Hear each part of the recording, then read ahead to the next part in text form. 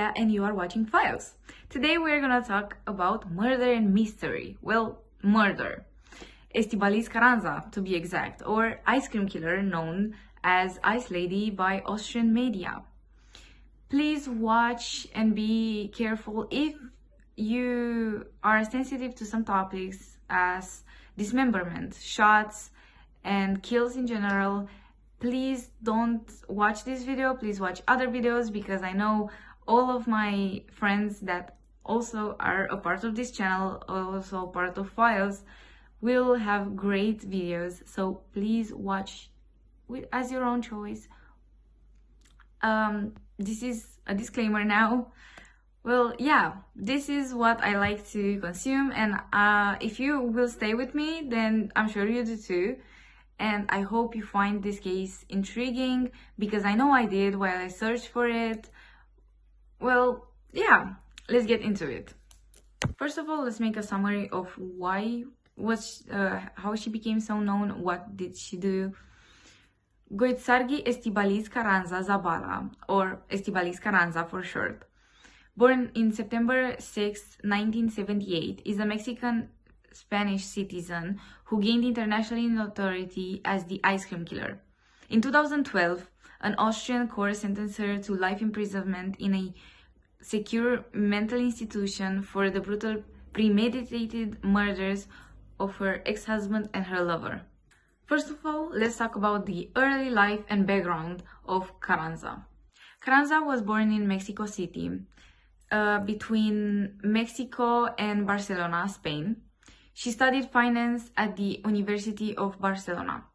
But then in 2002, she moved in Germany to work as an au pair, later relocating to Vienna, Austria. She had her own business. Everything worked great for her. She became the owner and proprietor of an ice cream parlor named Schleckeria in Vienna. She was known for that, and she was really doing great for herself. She even had her own husband for a while, but that didn't last long. Despite divorcing, he became her first victim. Holger Holz in 2008, her German ex-husband and business co-owner. Despite divorcing, Holz refused to move out of their shared apartment. Carranza claimed he was lazy, verbally abusive, and psychologically tyrannical. In 2008, while Holz sat at his computer, Carranza shot him in the back of the head with a .22 caliber Beretta pistol. She used a chainsaw to dismember his body. To mask the grinding sounds, she ran her shop's commercial ice cream machines and lied to her neighbors about it. She froze the body parts before mixing them into chunks of concrete in buckets and flower pots in the cellar. And she didn't stop there, because after a while she found a lover, Manfred Heintenberger. But he also became her victim, her new partner and an ice cream salesman. Over time, the relationship soured due to his alleged unfaithfulness and verbal disrespect. And then in 2010, after a heated argument, Hinterberger passed out drunk. Carranza shot him 4 times in the head at close range while he slept. And she did the same thing to his body as she did to her ex-husband's, dismembering him with a chainsaw, deep freezing the parts and sealing them in concrete in the parlor's basement. Right after the disposal, she famously visited a salon for a manicure to repair her chipped nails. She really thought she could get away with it, with 2 murders, because she did for a while. But then in June 2011, while a routine plumbing and building maintenance worker stumbled upon the concrete-encased buckets and flower pots containing human teeth and bones in the cellar, they called the authorities. After the discovery, she tried to flee to Italy with a taxi, because she was exposed. She had nowhere to go. She had nothing else to do. None of the excuses worked now, because she was caught. I truly don't know how she thought she could get away with it, and if she moved to another country, but happily she didn't. She was found a few days later by Italian authorities in Utari.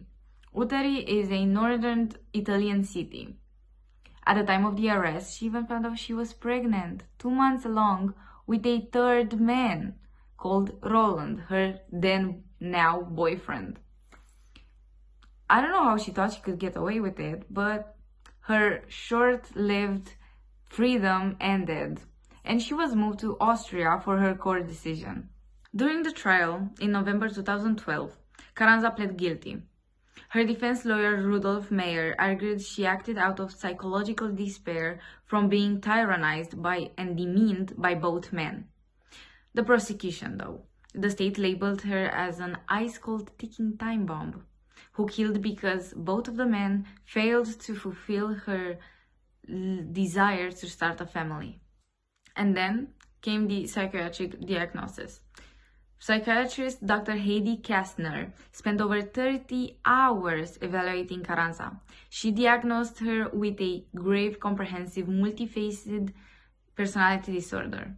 Kastner testified that Carranza possessed an extreme lack of empathy and presented a massive risk of reoffending without intensive long-term psychiatric therapy. And with that came the verdict. She was sentenced to life imprisonment to be served in a high-security psychiatric facility.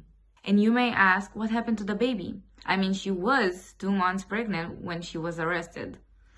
Well, in 2012, she gave birth to her son while in custody. The child was immediately taken care into state custody and later raised by her new husband, whom she married while in prison, and her parents. We don't know anything else about the child. We don't know about his life or nothing else. Maybe he will one day come online and talk about it. Maybe not. But let's focus on the case and on the ice cream killer. And this was the case of Estibaliz Carranza, aka the ice cream killer or Ice Lady. What are your thoughts about it? Do you think if she fled to another country, she would have been free even now? Or do you think she would have got caught anyway? Tell me your thoughts down below in the comments, and I hope you really liked the video. Thank you so much if you stayed with me till now. I loved researching for this, and I know you do too if you stay till now. So yeah, thank you so much. You just watched Pious, the murder mystery video made by me, Alexia. And be careful with your surroundings. You never know when you're going to an ice cream shop and the owner is a killer. Just throw that out there. Yeah, just be careful. You never know someone's backstory or what they have in their basement. Anyways, thank you so much for watching again, and I hope you really liked it. Bye bye!